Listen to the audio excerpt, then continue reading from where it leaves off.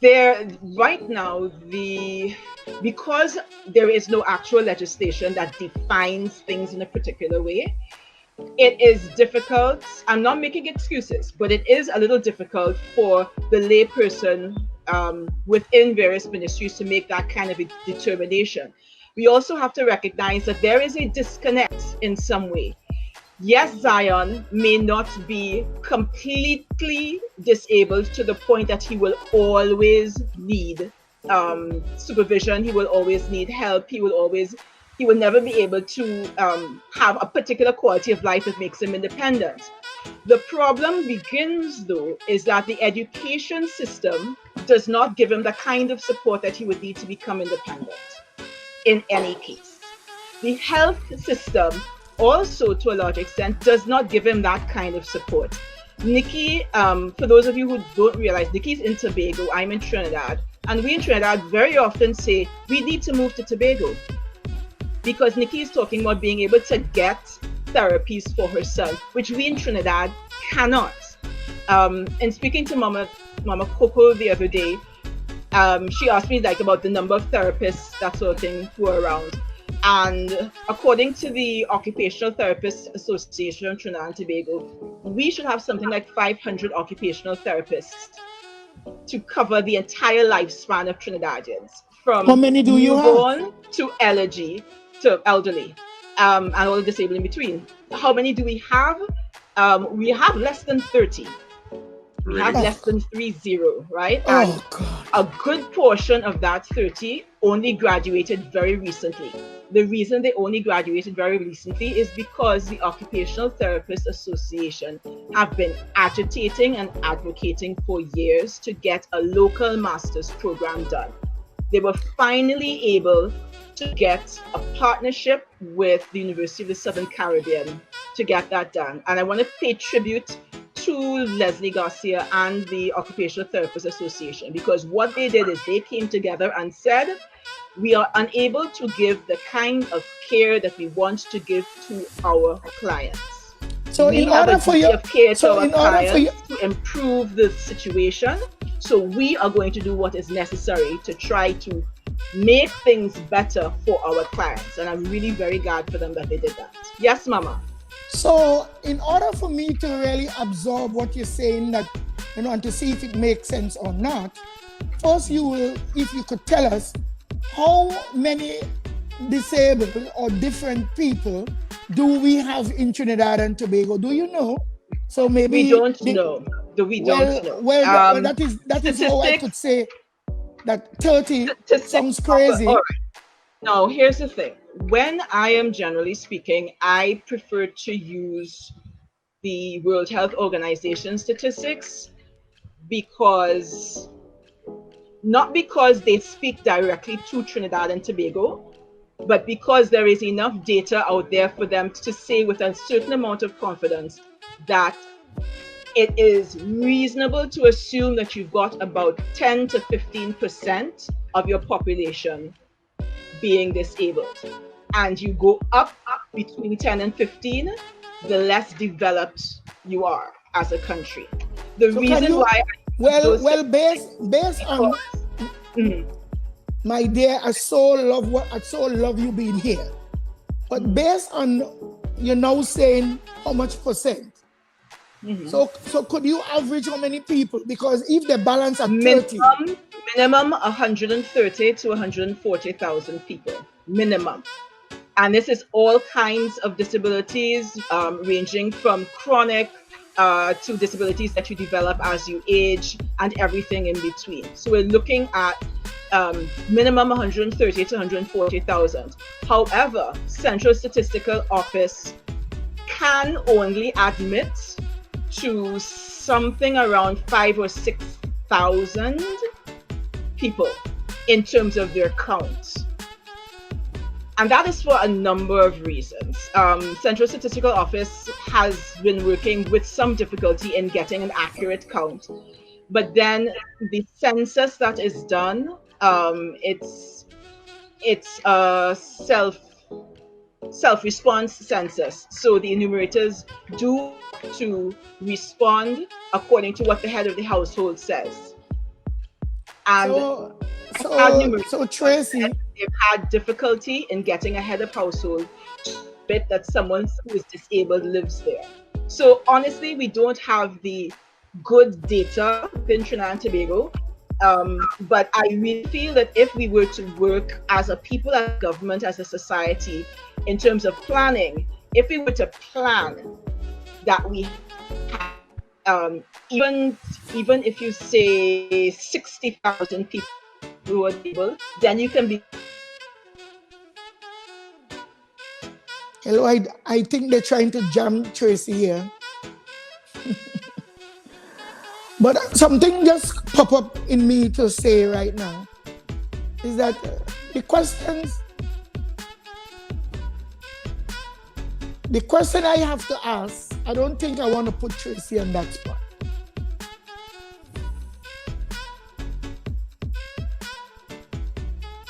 Is Tracy there with us? Is Monique there? Is Nikki Brown with us?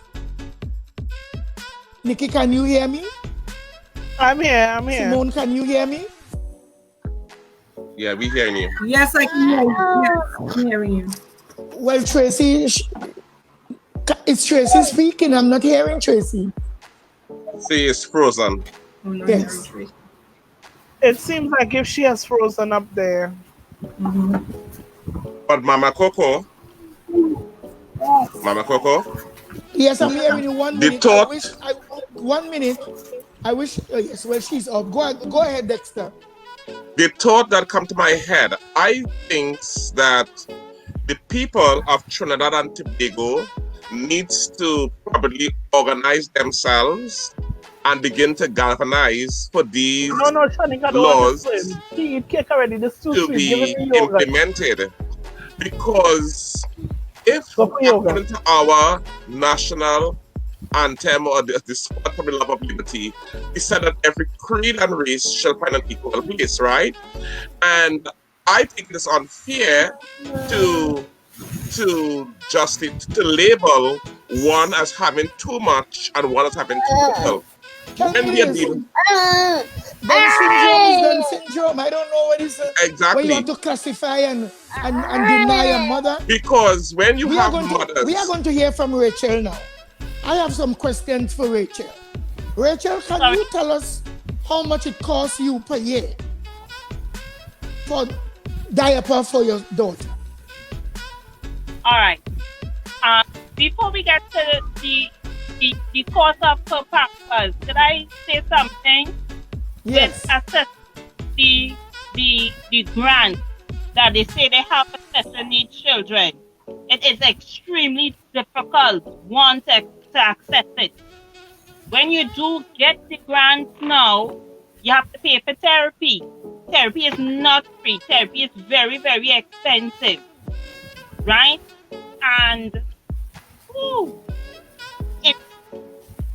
what I'm trying to say is there are a lot of parents in this country with children that are suffering because when you say we need to come together as a people, that would be hard because a lot of the groups, like for example, the Cerebral Palsy Society and the Autistic Society and the Down Syndrome Society, everybody is separated.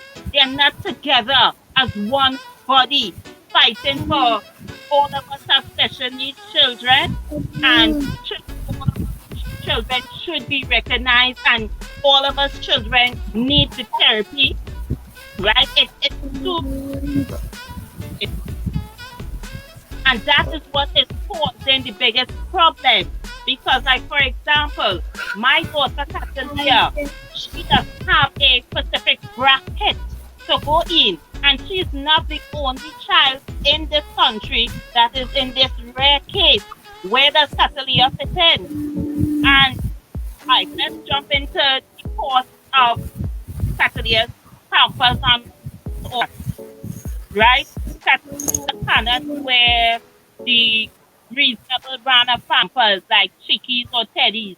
So she has to wear Pampers, or Huggies.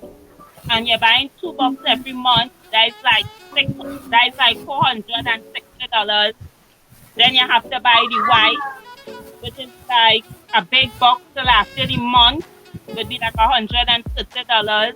Then you have to buy the baby powder.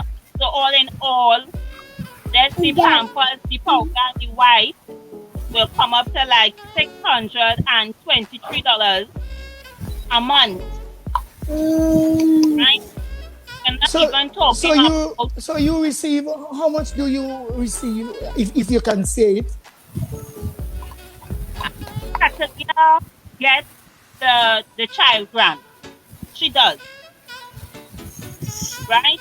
Now she didn't get the full one for the she don't get the full one for the 2000. No, she didn't get that. She got the lower bracket one for 15. But what it had is that I was told that Saturday is not fit for food. Now I'm happy for the Glimmer Hope Foundation. They got a school for Catalina. And this school, they changes Catalia's Pampers, and it's all about socializing. So like when Catalina reached like all 18, she will go into a life center. And I'm grateful for this school. The only thing is, well, it's in DB. Yes, it's in DB. Sorry, And you live, yeah, and where do you live? I live in St. James. So like traveling from Derby to St. James, when the month you're looking like 1,400. So although I am grateful the assistance that she gets, but when I check up her overall cost, it's much more than that. Because it's through the Glimmer Hope Foundation, they pay for Catalia's schooling. And this is the next thing too. Schooling for special needs children is extremely expensive. Extremely expensive. So for you to send your child to school, you have to have, you send her in a maxi that you have to pay how much per month? Well, actually, we travel from St. to Port of Spain, from Port of Spain in the maxi hub, going up to Arima side, and we stop out and I carry her to her school on John Lane Extension, Derby. The name of the school is Miss Margaret Educational Center.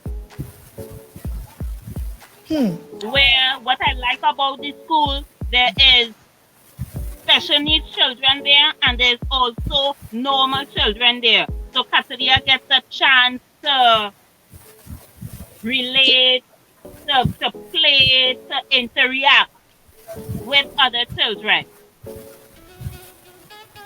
Awesome. And someone help you to pay for the maxi taxi, or you do it yourself? Sometimes I in passage already getting assistance from the Glimmer Hope organization foundation, free Glimmer Hope assistance, they for her school fee. And sometimes when my passage run out, I just have to like beg other people to help with her passage to go to school. So do you have a food card? Yes, I do. Yes. How much is your food card? My food card is $650. That food card is per month? Yes. Do you work? No, I cannot work because I have to take care of Catalina. So can 600 feed your family? Your husband is disabled? Yes, my husband, he is disabled. Well, he is on disability. My husband has DBT. So, DBT means that he has clots. He has blood clots. So he has 6 clots. 3 in one leg, 3 in the other leg. So he's on a consultant job by the name of Dorelto or production. So anytime the hospital don't have, we have to source the money to buy it. And if you the cost of Dorelto down here is like 1,000 and change. So your husband your husband is disabled. Yes, he cannot work because of the 6 blood clots he have. So when you don't have food, I just want to share your life. I don't want it to be like, but I don't care how people think I said it. We have to share what's going on. This is reality. You don't stay in your home and try to understand what is going on in another person's home and life. And when you don't have it, when your food run out, when the $600 you get run out, but you have a rent to pay, do you pay a rent? Do you pay light bills? No, I don't pay a rent. No, I have my own home, thank God. Yes, we do pay light bill, we pay the internet, we pay the water. When food run out, we have some kind of angels that come in from time to time, and I thank God for them. For example, it's Shireen Mohammed. She's a kind angel who does assist. Like, for example, TXT is born, and my second daughter, Kayla, she's writing TXT now. And it's Miss Shireen who gives me the passage for Kayla to go and write TXT. It have times where I run out of pampers. So a businessman by the name of Mr. Winston Ragu, he would come forward and he would assist with food for the family, pampers for Catalia, and even the special things that Catalia does want to eat. Like, for example, she little cornflakes, she must have peanut butter to eat with she cornflakes. And, simple little chocolate biscuits and chocolates, these simple little snacks that Catalia loves. Yes. So who is the gentleman? Can we give a round of applause for Mr. Winston Ragu? That's the politician? No, he is the businessman. So round of applause for Mr. Ragu. What's the other woman name what's the other woman name that does really help you? That help your daughter to get to go do a CXC? Miss Shireen Mohammed. Congratulations, Shireen Mohammed. A round of applause. Round of applause for who else? The Coco Foundation that has been there with my family. I mean, they can't do everything because there's a lot of people in need, but they just try their best. And I thank God for the Glimmer Hope Foundation, which is founded and run by Mr. Zahir Ali. I thank God for them. So this lady that on the show, Miss Tracy, how do you know Tracy? And did you tell her everything that's happening with you? Because I don't know if Tracy can speak about grants or other things that you can get help with, because you are in desperate need. Even with the home that you're living in, that you will like some help to get. But I think I was thinking when I was praying this morning, something happened to me where I believe I understood Tracy, that for them to help you or for you to get some help with that home, someone have to give you permission for them to renovate or fix. Or maybe Tracy can speak on that. I don't want to talk to Tracy. Yes, because in speaking before, I also work for Habitat for Humanity in Trinidad and Tobago. So we do work with families all over the country. Thank you, Mama. We do work with families all over the country to help low-income families to build or renovate or rebuild their homes. So one of Rachel's options would be to apply to Habitat for a small, no interest mortgage to help her build a home. Um, the reason why this came up and why it's personally so close to me is because people with disabilities have a lot of difficulty uh, getting access to safe and decent housing. The disability assistance grant is somewhere around half the amount of what is minimum wage in Trinidad and Tobago. And people with minimum wage can't get commercial funding in order to build a home. So they're basically stuck within rental or informal housing for their entire lives. At Habitat, we do try to work with families with disabilities of all ages to try to get them into some kind of safe shelter. So yes, of course, Rachel is of course always free to contact me as Habitat instead of just as Autism Spirit to see how best we can help them to complete your home. Thank you. Thank you so Well, much. Rachel, that's a round of applause. We having Simone. Yes. Simone is there with a question, I believe, Simone or sticking up her statement. finger. Yes, Simone. Mhm.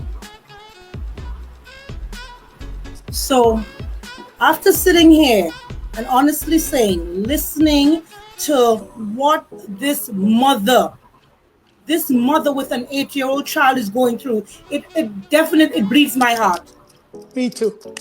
It bleeds my heart because I know what happens or what I go through as a mother having a kid with a disability, and sometimes what the resources that are needed in order for the kid to get to where they need to get to. Let me just give you a little briefing because I'm telling you, this really bleeds my heart, and I'm hoping that the people who are in authority are really taking notes of this because this is really heartbreaking. Yes. For me, I will tell you a typical day for me. So my daughter was diagnosed with Down syndrome before birth, had her at birth. I was given the necessary numbers. I was given a 311 number, and I can call and I can set up and I can say to them, listen, my kid is born with a disability. I am requesting services. At the time when you're pregnant here, you apply for Medicaid, and Medicaid can cover a lot of things, especially for kids with a disability. You give her the numbers, you make appointments, you go to the necessary build places to meet with the people, you make appointments, you're seen, paperwork is taken care of right away. Because as I know, even if your child is disabled or your child is normal, so to speak, they are still human beings. Hey. They're still human beings. And the problem exists. And it is, I'm telling you, this just has me in a different mood. So let's go on. So having you set up the appointments, you get all the appointments, to the different services, whatever is required. They come and they make that first initial visit where they do the actual, they do the assessment reception to see, what type of services you need. Services they are put together. The therapist, because my daughter has a speech therapist, an occupational therapist, and a physical therapist. They reach out to you, they make a date, they want to speak with you, they speak with you, and this is at Medicaid's cost. After that, my daughter started receiving services from the time she was maybe 2.5 to 3 months old. So this is where the process, because I was the mother that, once she was born, this is the diagnosis, we're going to move forward. The therapists are coming to your home according to the state of your disability. They're coming to your home maybe twice a week, 30 minute sessions. And you're able to sit with the therapist and they're able to work with you. They're able to work with you. They give you the child's progress. This is on a daily basis. But as again, you have to be the one that, that actually, they give you the tools and you have to be the one that actually make that initial connection. Once your kid is right now, so my daughter is 4. I decided at 3 years old that I would, because at 3-year-old, your services run out. There's a transition period. So your services run out at 3 years old. So you go into a different transition. So I started the paperwork before she turned 3. And this is where she actually goes into the preschool setting, where she's able to meet with other kids, with the same, that has, same disability or, same similar situations as herself. You are able to, you meet with an administrator signs you up. You have that meeting, administrator signs you up. You can either look for the school or wherever you want your child to go to, or they can provide one. They can provide one. Within providing a school for your kid, they are also giving you that option for bus service, which actually picks your kid up every day from in front of your house, brings your kid back at the evening time. So you don't have that hassle to wonder how your kid is going to get to school, how your kid is not going to get to school. And that is also covered by the system. I mean, come on. Come on now. The country needs to do better. Need to do better. This is really, really, really heartbreaking. How do we determine when someone is disabled, how much help they're supposed to receive and why they're not able to receive it because they're in a certain bracket? My husband and I was working when I applied to get help for my daughter, which she gets on a monthly basis. I don't see. Jesus, go Simone. Go. Yes, my husband and I, we applied. I went, I filled out the paper. I waited 3 hours in that office, but it was worth that wait. Everything was done.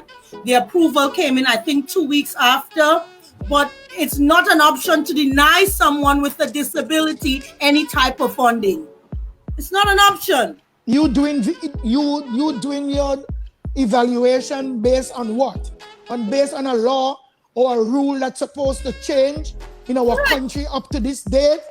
When I was younger, I never see a child outside. People hide their kids home. That's what we know. That's what we know. So to make it to be 2020 and we still like this is somebody needs to start working. They need to start working. They need to start working. So we are going back to Tracy because Tracy has some questions to ask. We are going into 2 hours. So we're going to take a small break. And Dexter, you will have yourself ready because Tracy is about to bring this thing to light. Because we're not here just for a show today. We are here for help. We are here for guidance. Mama Coco. And Tracy has her own problems. I wouldn't say problem. Tracy has her own story. Hello, we don't have problems here. Today we have solutions. But Mama Coco is really sad. So let's go with that word and let's march on in majesty, with dignity, with spiritualism and honor. It is sad. Speak, Dexter. You know what is so sad? That now as I sit here, I begin to assess stuff. And I realize that the people of Trinidad and Tobago, they eat dividedly. So it means that we have and we have not. We have sectionized children. We have denied children access. And again, I would come back down. It boils back down to advocacy. Yes. People have sat too comfortable. And I know that it's not politics, but politics is in my blood. Politics is everything. We sat too comfortable, Mama Coco, and we have allowed government to take our franchise and beg for our vote, and we elect these people, and they does nothing for us. We are living in the 20th century, in the 21st century, where evolution, and that's my main word, is ever changing.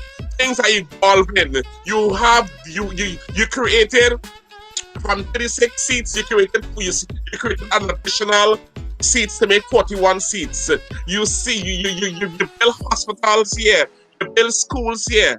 But when these things are being built and designed, our government taking into consideration the needs of our population, And if you and I saw a comment from one of our viewers said that in the 21st century, we doesn't even have the correct statistic as per say how many people or individuals in Trinidad and Tobago are differently able or who have children who have special needs. If we have to depend on the United Nations statistic, it means that we have not done our homework. We, as a people, we need to form ourselves into organizations and begin to galvanize. And I mean, people having groups is one thing, but have these groups met with government? Have these groups get out there and galvanize and said, we want to be a part of the decision making. We want to be at the table. Because if you are not at the table, you will eat dividedly. They will divide the way you eat. Because I cannot see, Mama Coco, that it costs, according to Obama, and I like Obama, that's my model. Obama said, let us do the math. So I look here and I saw $1,800 for passage. I see $1,400 for something else. I see $1,000 for therapy, right? So when you give an individual only $1,400 a month, or $1,500 a month, there's still a big gap to be felt. You understand? People shouldn't have to be worried when you already have a situation in your hands where you have a child that has a special need or you have somebody with special needs to deal with. You shouldn't have to worry about that and then still worry when there is food. How do I educate our children, right? And the reason, and I don't want to go long, but remember, I want to make one more point. We had Emmanuel Hussein under the NAR administration who was differently able, who suffered from polio. And I believe that something, I mean, if I go into government, Mama Coco, and I am suffering from disability, and I'm differently able, I am differently able, I will personally be a voice to people who are disabled. So we need some structure in place that will be able to, that will be not only from private organization, but from government itself. Government has to remember that differently able people makes up a part of your constituents. So when you are making legislations and you are passing laws and bills, you should be talking to people who are differently able, because this child is 8 years today, but in 10 years some other child will be 18 years. And nobody wouldn't say she is differently able when they want a damn vote. So there should be putting things in place that will that Mama Coco, we let it go for a break. Let's go for a break. Yeah, when we come back from our break, we will have Tracy. And because Tracy, she has a lot to say. Tracy, I want to tell you that some of the questions that I had in my mind, I may not even ask you because I don't want to put pressure on you. You do not have the answer to give today. And I believe most of it, that we have to have constitutional reform. Let's go to break. 2 minutes break.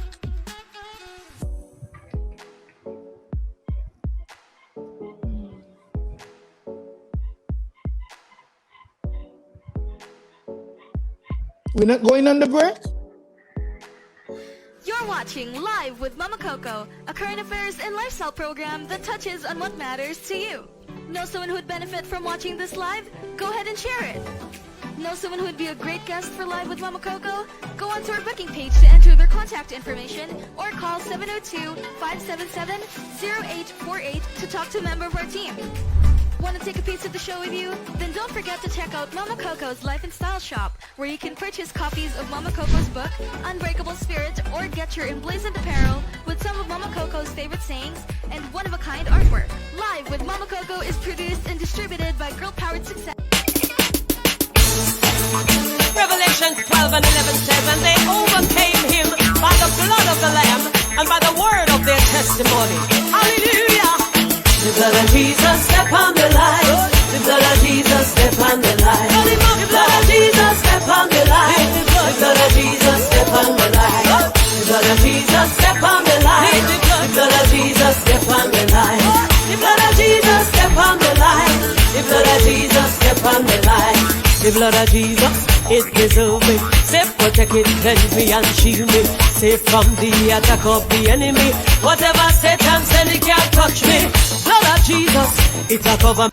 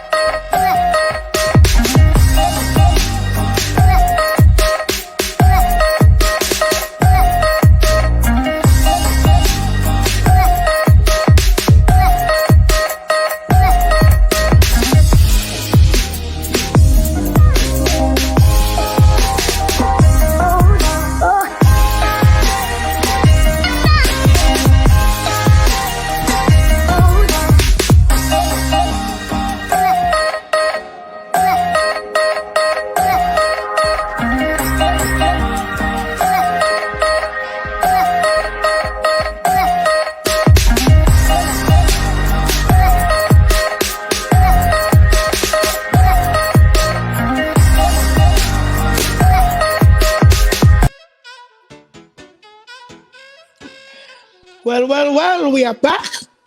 We are back live. This is our third hour. We are heading into our third hour. And during the third hour, we are going to have a phone number where you can call in. We will let you know when you can do that, because I understand that someone already asked for the number they want to speak. And this is Mama Coco Life and Style special edition Sunday. Yes, we have a group of special people, special questions, and we need special answers, because we're not here dealing with only the problem. We don't have a problem. We are here dealing for solutions and for corrections. A lot of mistakes have been made. So welcome back to the panel, where we will have Tracy to get the platform right now. But then I want to just remind my special guest here, Tracy, that you are not compelled to answer anything that you know could jeopardize your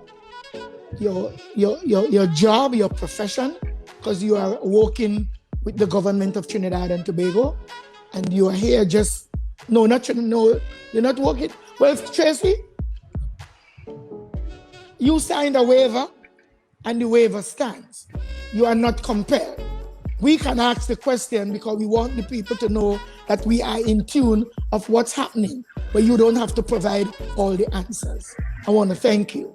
We go on grants and the attention that even Rachel, she knows you, you know her, but today I believe you are hearing some different things of Rachel, and I want to thank you for being there for her. Please. No problem. Okay, here's the thing. Dexter mentioned Dr. Emmanuel Hussein a few minutes ago. Dr. Hussein is actually one of our foremost disability advocates in Trinidad and Tobago. He is actually also vice chairman of the Equal Opportunities Commission. And he has been very, very active, both while he was within politics and now that he's left politics. He's been very active in first helping to get the UN Convention ratified, and then now in getting the Equal Opportunities Act adjusted, and also in promoting disability rights for people in Trinidad and Tobago. Now, what we really need right at this moment is advocacy. We need people who are not disabled. We need families who do not have disabilities with them to come together and join together with all of the organizations that exist to improve life, to make sure that everyone has the supports and the accommodations and the services that they need to have throughout their lifespan. Why do we need our allies like this? We need our allies because we can't do it alone.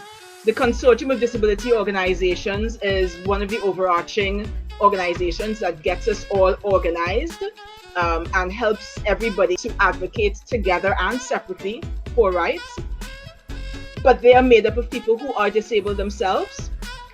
And sometimes in our daily fight for life, it is extremely difficult for us to get the energy to fight for life just to be normal, just to level the playing field. And that is where our allies really, really can make a difference for us. We can make our own presentations, yes, but our allies also need to advocate for us. They also need to speak for us, and they also need to pass the mic in the situations where they are.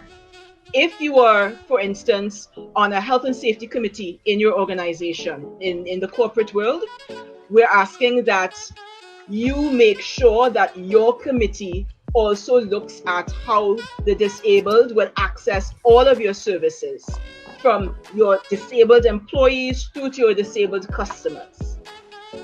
If you are in a school PTA, we're asking that you talk to the PTA and ask them exactly what kind of resources do you have and what kind of resources do you need in order to accommodate and support disabled children.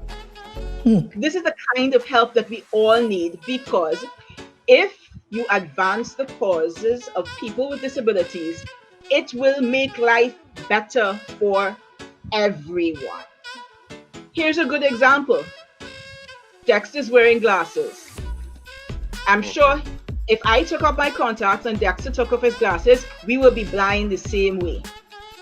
Can't see a thing, because we have an acceptable accommodation and acceptable support to compensate for our inability to see clearly.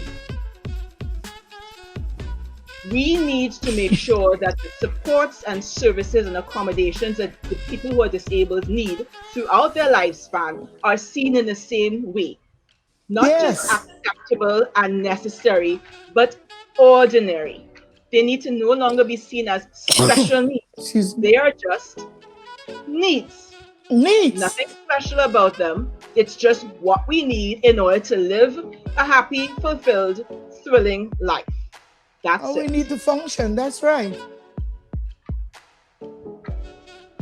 I'd also like to make a plug for, I see Stephanie Thomas, one of our listeners. She's been very active in the chat, pointing out that lived experience is important. Yes, Stephanie, lived experience is extremely important, and we're asking our allies not to forget that.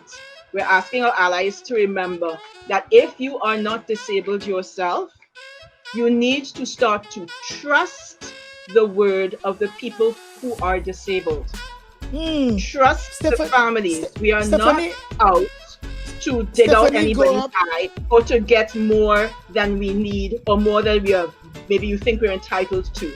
We are looking for equal rights, equitable Stephanie grew up. Stephanie grew up with a disabled brother. Yes, I saw that. So she is well versed in what needs to be done. Correct. I think probably the third thing I would like to point out is that this is a marathon. It's not a sprint. Groups like mine, Autism Spirit, have been able to, we're one of the new kids on the block, but we are blessed because people like Autistic Society, Support Autism TT, Autism Tobago, people like that have also been doing the groundwork and continue to do the groundwork to bring us all together. We are blessed because people within the Cerebral Palsy Association and the Voice of the Deaf and Hard of Hearing, persons living with visual impairment, persons associated with visual impairment, Blind Welfare Association. All of these groups have been working hard, sometimes quietly, sometimes a little more loudly throughout the years, trying to make sure that they can get life better for persons with disabilities. And we are just one of the people working towards that as well. The last point I want to point out is we need to do something about the systemic discrimination that exists. I was talking about Habitat for Humanity earlier. People who are disabled have very limited property rights in a particular way. While your parents or your church may have put together money and been able to get you get a name with your name on a deed so that you can build a house and become more independent, inevitably you are not allowed to access certain types of government subsidies for building. Really? Which means that in essence, yes, you can't build. When you're talking that a 3-bedroom home is on average $1.5 million and up, depending on where you're building, it becomes almost impossible for someone whose monthly income is less than the minimum wage to be able to access any kind of housing. That's why a lot of the low-income housing that's actually available ends up coming out of nonprofit organizations. Yes, there are government allocations for disabilities, but those are conflated with allocations for police, fire, army, for fire victims, and for the elderly. that's a very, very small pie. You know, it's about 15% or so of the total allocation for government housing. It's a very small pie that has to be divided up between several different groups, and one of those groups is already 15% of the population. So Granny can't give you a piece of land and you could use that to get unless my husband and I can figure out a way with our income, which does not qualify for commercial financing, unless we can figure out a way to build a home, our children, we have the land, but unless we can figure out a way to build a home before we die or before the boys turn 18, our children will not be able to build either. Wow. And we are one of the lucky ones. We actually have land, but we still don't have the financial wherewithal to work. But then if you have a piece of land and in your organization that you representing, you know, the habitat, can someone come to you and you guys help them to build a house? I'm sorry, can you say that again? In your organization with Habitat, can someone like Nikki Brown, she owns a piece of land, can she get help from your organization? From Habitat for Humanity, yes, she can.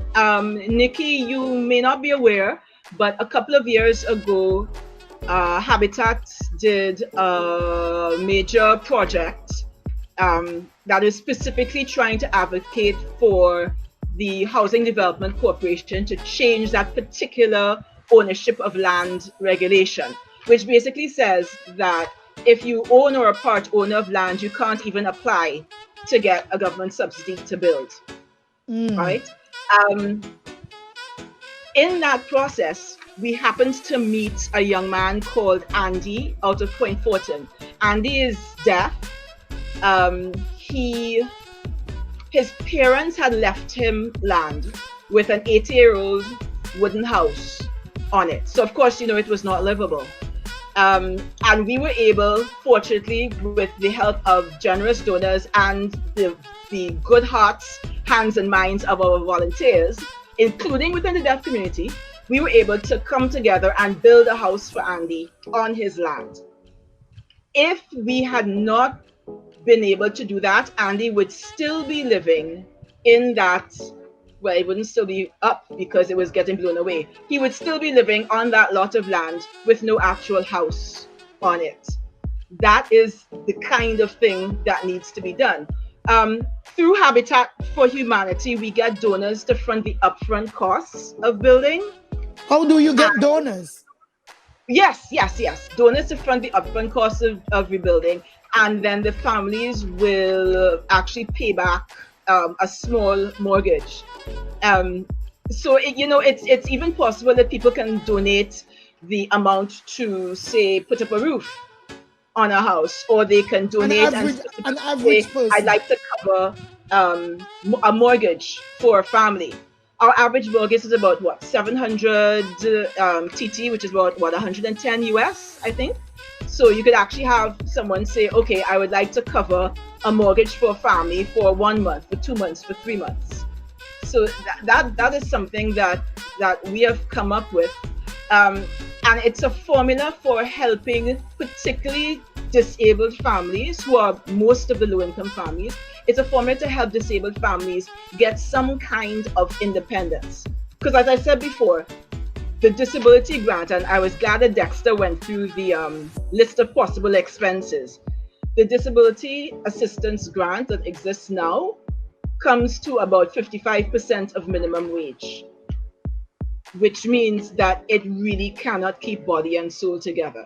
It's not that we're asking, I reiterate again, we're not asking for a handout, but people need to understand that families with disabilities are paying what is in effect called a disability tax, because all of the things that are quote unquote free in Trinidad and Tobago, education, healthcare, that sort of thing, in essence are not free for us and for families. We actually don't have a choice.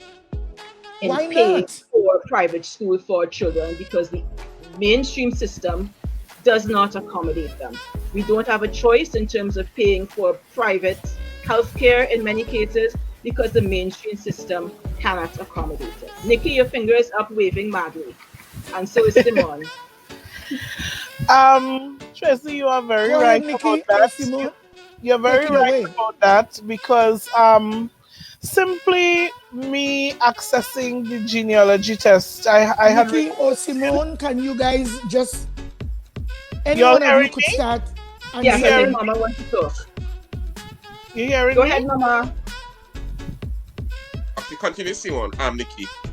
Right. So simply in getting the genealogy test, the test is about, I think I was told the test is about $15,000, and not hearing anything.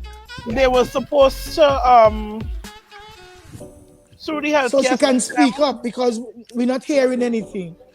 We're hearing her, Mama. Oh, okay. We're Through the hearing Nikki. Go healthcare ahead. system, they were supposed to get help me to do the test, and I didn't get that assistance. After going to try to get public assistance and I realized that wouldn't work, I just said, you know what, I am going to do what it takes. And I guess this is where that part of me that heard that message that night kicked in. So I started doing, because everybody looks at teachers and thinks that teachers are so well off and we are so whatever and so whatever, but that's only if you're an upgraded teacher. Daughter of a teacher here. Correct. If you're still working at bottom grade, it's next to nothing. And a lot of us do it really for the love. It has nothing to do with money. I taught all through COVID, and that was because I love what I do and I love my children. So I just decided, you know what, I have to find a way. And I started, I'm very blessed with my hands in the kitchen. I started my fudge business. I do gourmet fudge, and that helped to stop a hole. Zion's father put things in place for him in terms of his like medical insurance and that kind of thing. So Zion was covered by that way, because I mean, we go to see a doctor and a doctor can charge all up to $8,000 depending on what we go to do, and it's a lot. So you're talking about money that you can't access, and you have these bills coming fast and furious. I was told from day one, expect that he would have eye problems, expect that he would have heart problems, expect that he would have hearing problems. And to the glory of God, I'm able to say that my son was able to be discharged from the pediatric cardiology clinic. He passed his first ear test. Thus far, he has nothing wrong with his eyes, and I thank God for that. And I started working my patuki off. I work hard. I do catering jobs. I do whatever it takes to cover his costs and expenses. And this is coming from a single mother point of view, a single mother stance. I'm grateful for my job, because I'm still more fortunate than Rachel. Rachel, God bless you. I am still very thankful for my job that covers something, and I just made up my mind where this child is concerned. As his mother, I'm going to do my best to cover the rest. But it is very sad when unfortunate that when I spoke to Simone, she was able to tell me of all these different things that she could have accessed, and our system is very limited. It's very Nikki, I think you have probably had the same kind of reaction that many parents of disabled children have, where at some point you say, I absolutely cannot die. Can't die. I will be the first mortal Trinidad and Tobagonian in the history of mankind. Because we know that if we don't get this system sorted out, whipped into shape, up to scratch, however you want to put it, if we don't do that, like for me, in the next 6 years, I honestly don't know what is going to happen.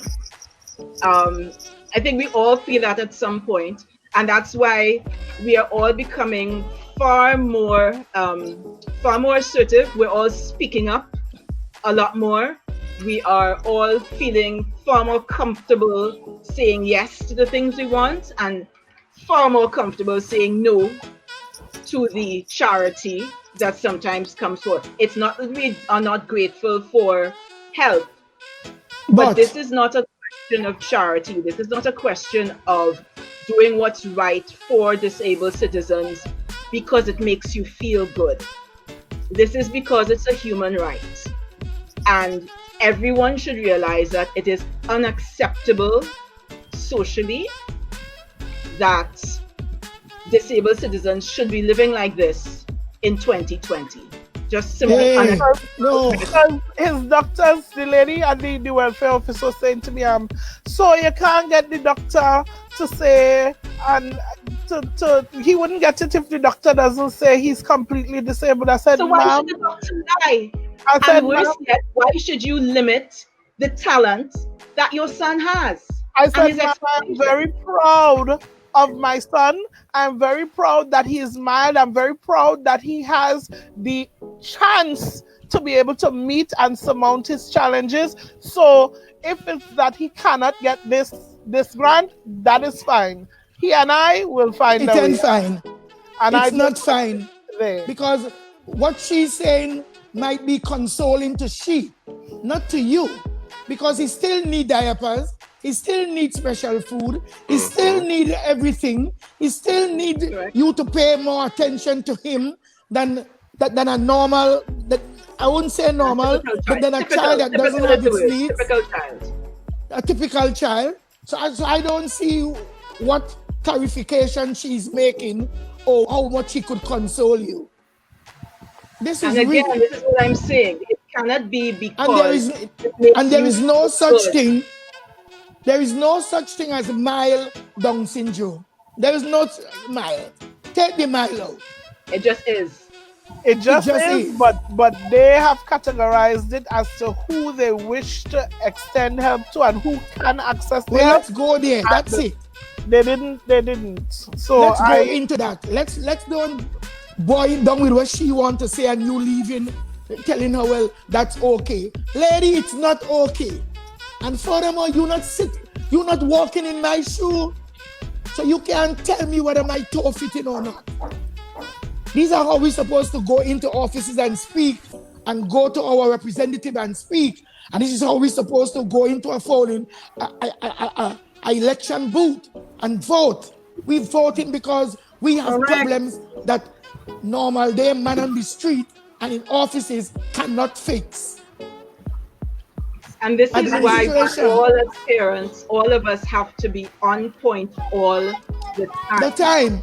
We all have to be constantly looking for ways and means. I'm not saying necessarily argue all the time. And it's funny I'm saying that because I do tend to argue all the time. Because we get to the point. It's more a question of take every opportunity to advocate. To advocate and get results. Don't just advocate. Let Simone is trying to say something. Yes, Simone, sorry, go ahead. I will continue to advocate and seek the results for my daughter. Nothing would stop me. Nothing. And as mothers and as we see this, and this is definitely a big problem, so it has to be addressed. People need to start to wake up, get up, go to the places. Noise. Somebody needs to start making noise. Because if you don't make noise, take the walls down. Take the walls down. If you don't make noise, you have to make noise. You have to make noise to things like that. I am always telling anybody, we are not to be binded by what somebody else thinks. But if we know that something is right and we deserve it, we have to make noise. This is for our kids. We are the only advocates they're going to have. We can walk into an office and we can say to the lady, you know what, my son have this, my son have that, my daughter has this. But at the end of the day, it is our responsibility as parents to advocate for them, keep making a noise until we are heard. 2 hours, 31 minutes. with such a vibrant topic, yet Rachel is sitting there, and what should Rachel do? The child is still there. Rachel, tell them how your child has eat. That sometimes when you feed her, she doesn't even remember that she eat, and she keep a tantrum for more. Tell us. Most of the time, Catalina will have to be fed 3 to 4 times. And you're talking about a good sized bowl, you know, when she's finished eating, like she doesn't understand that enough is enough. So you have to continue feeding her. When you tell her, well, Catalina, you eat 3 times already, stop now. She's throwing a nasty tantrum to vomit and to get on bad. So sometimes just for peace, I have to give in and say, all right, continue Catalina and take out some more food for her. Most of the time I have to feed her. Let's suppose, well, if I have to run an errand, as in going in the grocery, because I don't go out and lime or party or anything like that. So everything is basically her besides the other children, but mostly her. So let's say when I have to go in the grocery, a lot of the times she would not eat till when I come back. Not even the changing of the pampers. Sometimes she will give them trouble to change her pampers. So, and then she's very particular with what she wants to eat. A lot of the time. Very, very particular. You can't just give her anything to eat. Tell them about how smart she is when it comes to her iPad, her little stuff. That nobody can touch it, you know.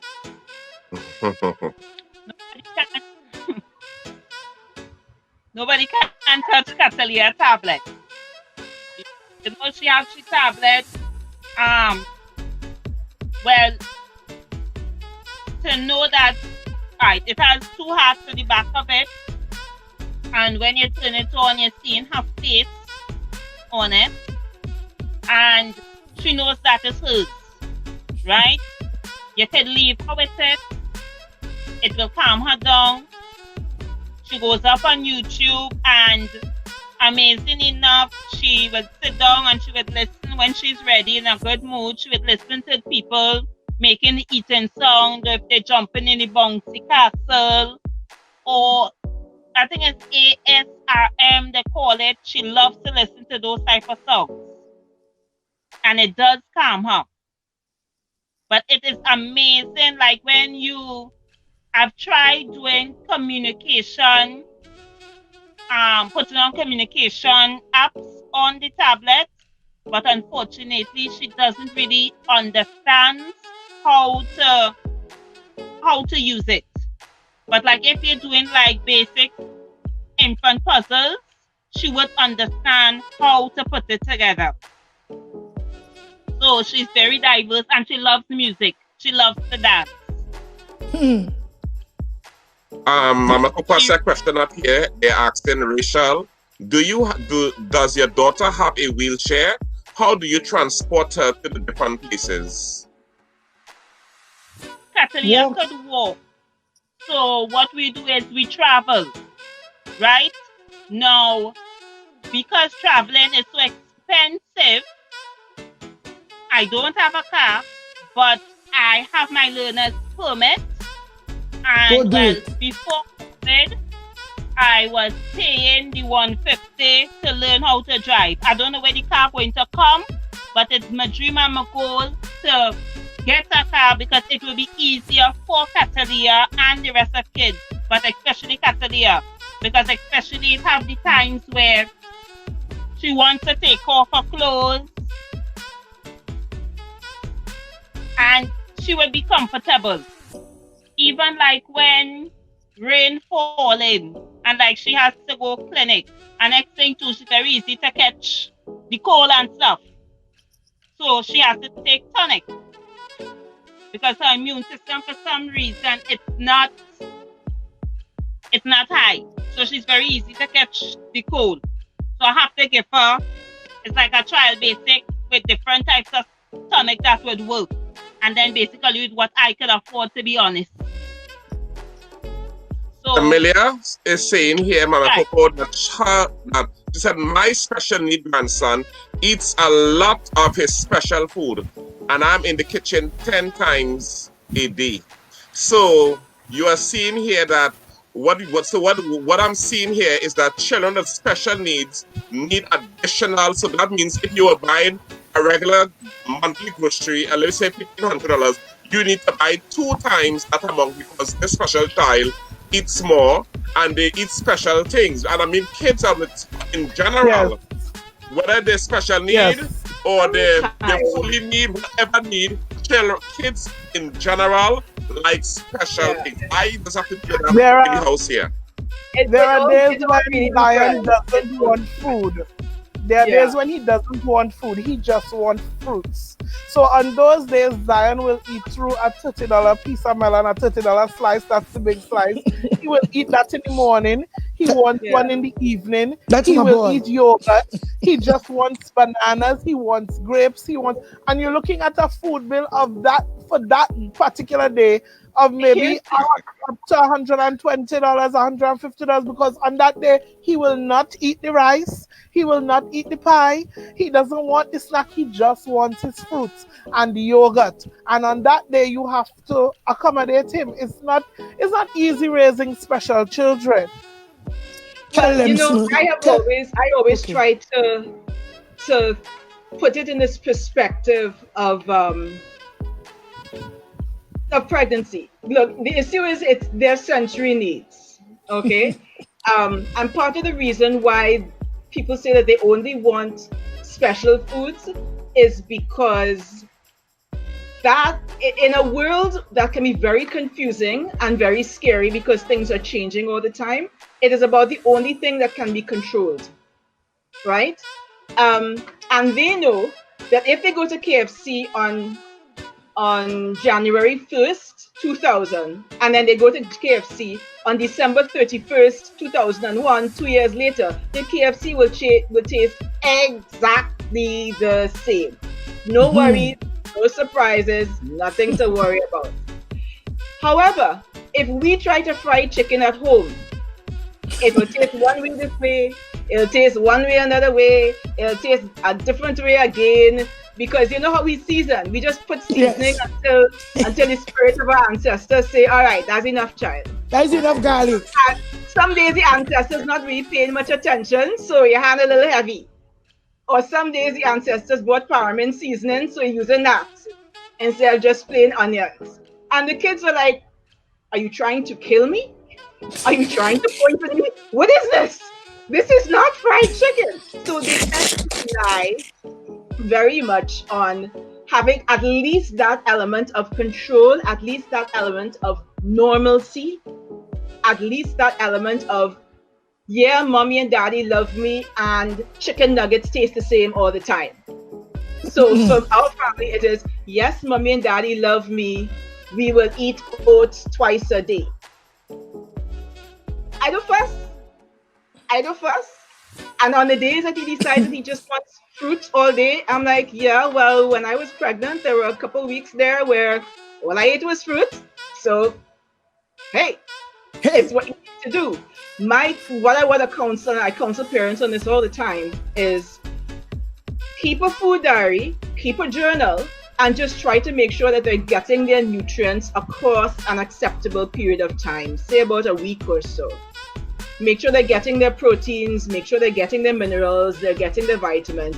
And if they're not, then consult with your doctor and see how you can either change the type of food in order to make sure they get the correct nutrients, or change the way the food looks so that they will get the nutrients that they need. That's really the easiest thing you can do. Yes, sometimes your food bill might be a little bit higher.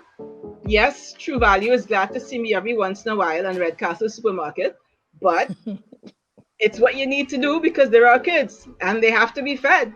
They gotta eat. But when we know and we show, but when you don't have money, what should you do? How could you get extra? Is there any food banks that you could encourage? No. There's nothing like that here. I mean, and everybody is under pressure for all kinds of reasons. They really are, and many families often have to choose between nutritious meals, rent, Bills, and yes. medication. Housing. You often have to choose between all three. I mean, talking about education as well, some of our families have these particular struggles because of education. I mentioned earlier that But we have paying for education is often not a choice for us. We have such big name schools here in Port of Spain and the environment, but this woman have to take a child way up to Arima side. How hard it is to get into some of those well-known names? Like, I should ask Rachel for a name or two. Rachel, St. Elizabeth Home is one of the homes that I think St. Elizabeth Homes is one of the homes that they have in Port of Spain, right? let me ask Rachel how hard it is for she or other people to get their kids into some schools there in Port of Spain and the environment.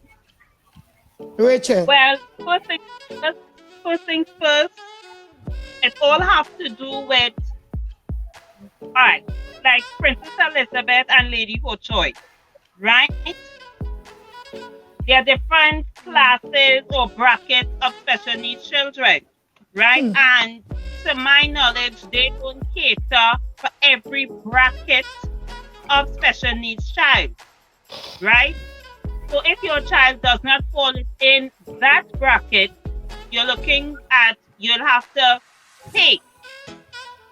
And schooling for special needs children could run from 4,000 a term to 7,000 a term. It's extremely expensive. So this is why, like in my case, I am so grateful for the Glimmer of Hope Foundation that stepped in and pays for Catalia's schooling, because in Catalia's case, she is still in Pampers, and a lot of schools they are not comfortable changing a child's Pampers that is of that age. Wow. So Catalia, when she urinates, this is kind of personal, but people have to know this. Does she fill her Pampers with one set of urine, or can she go more than once in a diaper? Because she's big. I know the older you get, the more problematic it will become for toileting and stuff like that. Do you ever try, two questions here. Did you ever try toilet training with your daughter? I have tried down to sitting on the potty. I have tried putting on the different videos on YouTube for Catalia to see what's it like, because Catalia does have a younger sister that is 6 years. Now her sister is normal, right? So the little sister would be like, come Catalia, this is what you have to do. You have to sit down on the potty, and the little sister does try to help me teach Catalia. I have tried sitting down on the toilet. I have tried carrying Catalia every hour to the toilet, with she bawling and screaming and fighting me. So now that the only thing Catalia does is that first thing in the morning, she will take off her Pampers. I will help her take off her Pampers because she's sleeping whole night with the Pampers on, it will be full. Sometimes the bed will be soaking wet. So sometimes in the middle of the night, I have to change that Pampers in the middle of the night. And the only time I could get Catalia to actually sit down on that toilet and use it is first thing in the morning. Anything else during the day, it's a fight, and it's a real struggle. I don't think she understands. So if she understands, she's not comfortable. No, don't take off your clothes. I beg you, not now. She doesn't like it. So basically, don't take off your clothes. I beg you, no, not right now. Give me 5. No. Don't take off your clothes, please. Sorry about that. Mhm. So it's hard, but I've tried everything under the sun to try and get Catalina to be potty trained, but she just couldn't take it. And where the Pampers is concerned, it's like a one use. When she passes urine, it's one use. It fills up the Pampers. So I know no Catalina, no please. I know eventually I'll have to stop using Pampers and go on to adult Pampers. And that's a next bigger cost with the adult Pampers. But Tatiana, no, please, don't. Sorry about that. No need to. So people, are we all listening? Is there how can first I'm gonna ask some questions here now. I was waiting on Simone to come back. And we are gonna ask some question, how can people make donation to your habitat? And how can we, if we want to help someone, if one person want to help by donating a roof or half of a roof, how can we do that? And 3, in the name of Jesus, how can I get people to help? Okay, so Rachel. So speaking, well, I'm really here representing Autism Spirit, but speaking very briefly on behalf of my day job, you can donate to Habitat for Humanity at our website online, habitat-tt.org. It's easy to find. Once you're living in Trinidad and Tobago for sure, or you Google Habitat for Humanity Trinidad and Tobago, it's very, very easy to find our websites and to find us on all our social media channels. And in terms of donations, you can contact us through the website as well and through the social media channels, and we can have a longer discussion with you about what kinds of donations you may want to make. And for both people in the diaspora and for people in Trinidad and Tobago, those donations can be tax deductible if you need them to be. So that's a plus. You have heard Nikki. You have heard Nikki's story. Yeah. And it's legit. It is serious because the life that Nikki wants to give her son and what her son is demanding, she needs help from somewhere. Yeah. So the habitat, how exposed is that in Tobago? How many people know of your charity in Tobago? More than I think, but less than I want. Let's put it that way. Mama Coco. It's pretty well known to the people who actually are in a situation, because really, if you have never really had to worry about where you live or where you're going to sleep at night, the fact that other people may have that issue may not be something that impinges on your consciousness very easily. And it's also the kind of situation that is very, very, very easy to hide. It's very easy to pretend that you live in a particular way or that you have a particular lifestyle when in fact you don't. And that is one of the problems that we are really working against here, to sort of remove the stigma of how one lives and again make it socially unacceptable that people would have to struggle.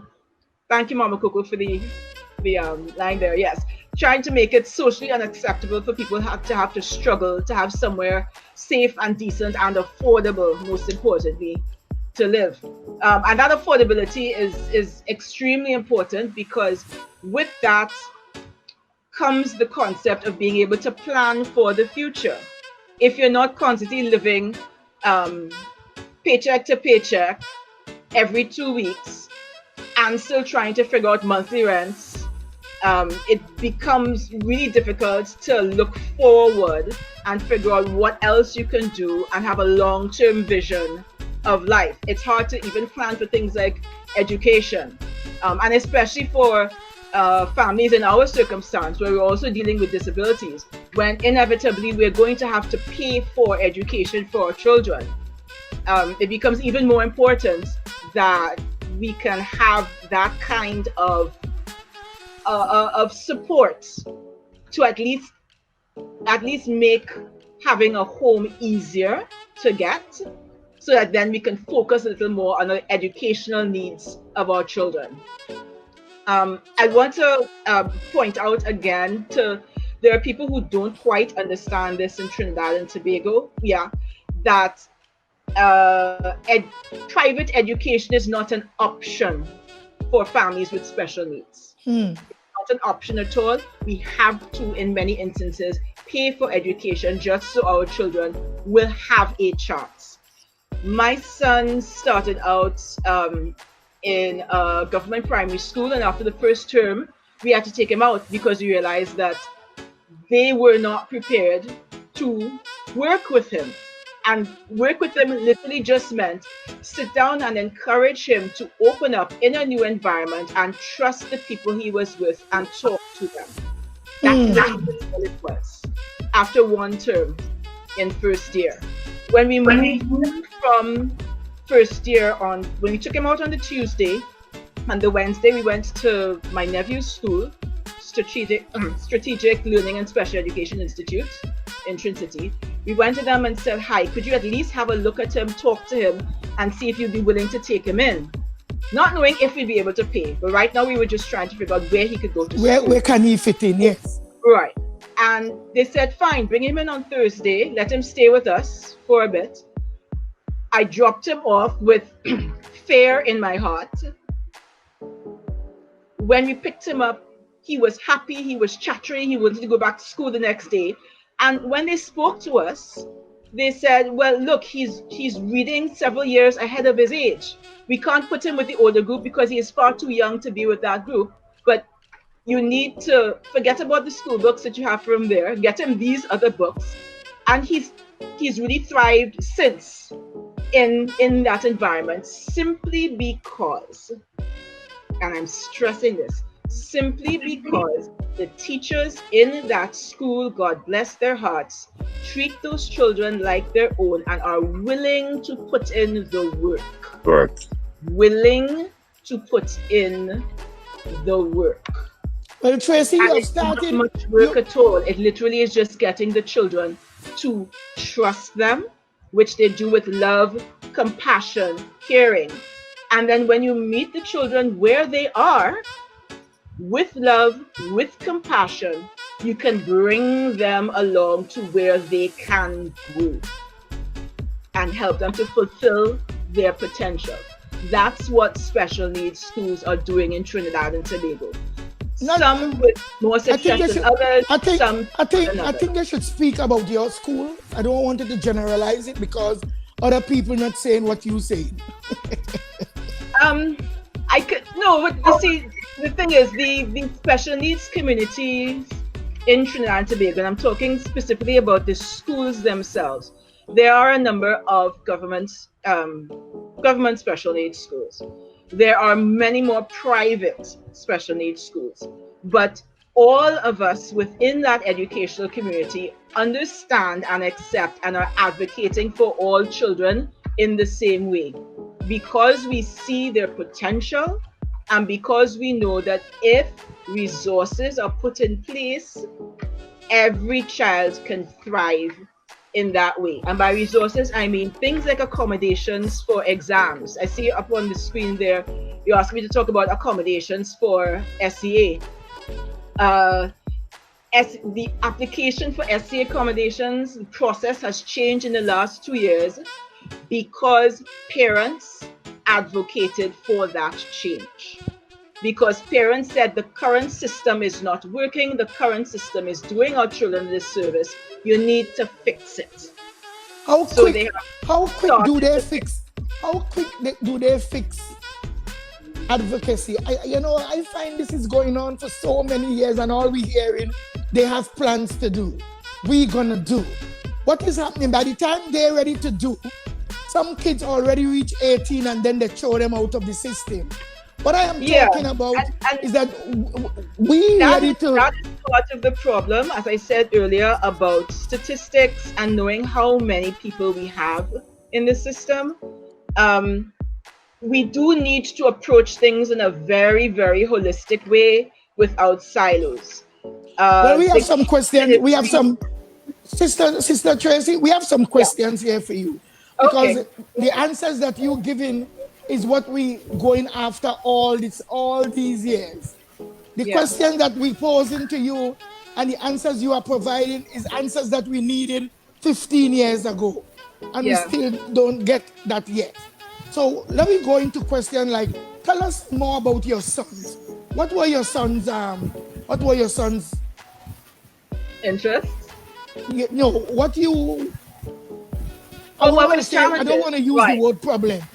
No. His challenges are pretty simple, and that's part of the reason why we missed the diagnosis. Because he's a bit of an introvert, and because he loves reading, we just thought he was a quiet child, much like I am. Well, yes, I really am quiet in my real life. But we just thought he was a quiet child, not realizing that it actually was a bit of a red flag. The fact that he spoke very early, the fact that he was reading at a very early age, funnily enough, is also a bit of a red flag for autistic and autism disorders, the autism spectrum. The fact that he was a fussy eater. Yes, your doctor will tell you, well, yeah, toddlers are fussy and nobody likes to try new food. But we really did not realize until he got his diagnosis that it was more than just toddlers not wanting to eat broccoli. Everybody likes to eat broccoli, right? It was more a question of there were issues with the texture and the taste that he really could not deal with.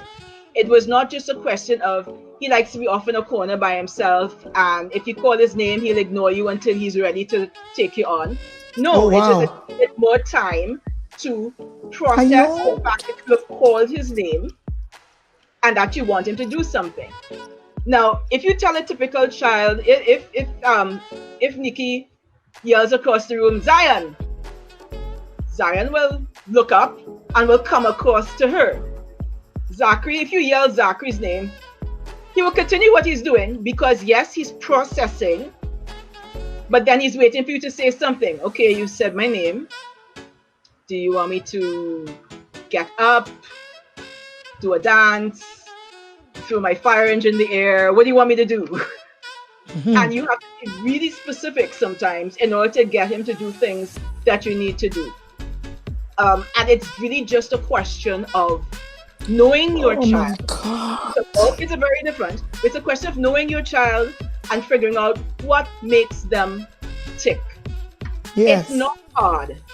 Every parent has to do it at some point, and some of us have to do it twice when our children become teenagers. So it's just a question of building the relationship with your child, helping the people around you, your in-laws, the teachers, doctors, whoever is your support system, to know your child and understand your child and help them to help the rest of the world understand what your child needs. Yes. I'm hearing what are Zion's options in Tobago, because my husband keeps saying maybe we need to move to Tobago as well. As a teacher and being a part of the system, it's really touch and go with me. Like I'm seeing where there are Nikki, there's a question here for you. Nikki, Zion is approaching the age for preschool and elementary school. What are your options in Tobago? Okay, so we were taught inclusion. Teachers are taught inclusion, and the education system speaks about inclusion, but in terms of putting things in place for inclusion, we are not there as yet. But there are teachers and schools that house normal children that are willing to accept and take in special children, and they include them. Zion was fortunate enough to be a part of such an institution. He attends preschool and daycare with regular children, and I have seen Zion grow from strength to strength and level to level just by having that amount of normalcy. You know, in the special schools in Tobago, we don't have that many special schools, and you tend to find very extreme cases, the children that rock and scream and that kind of thing at the special schools, because obviously they don't those teachers were specially trained, and they don't allow them to enter the normal system.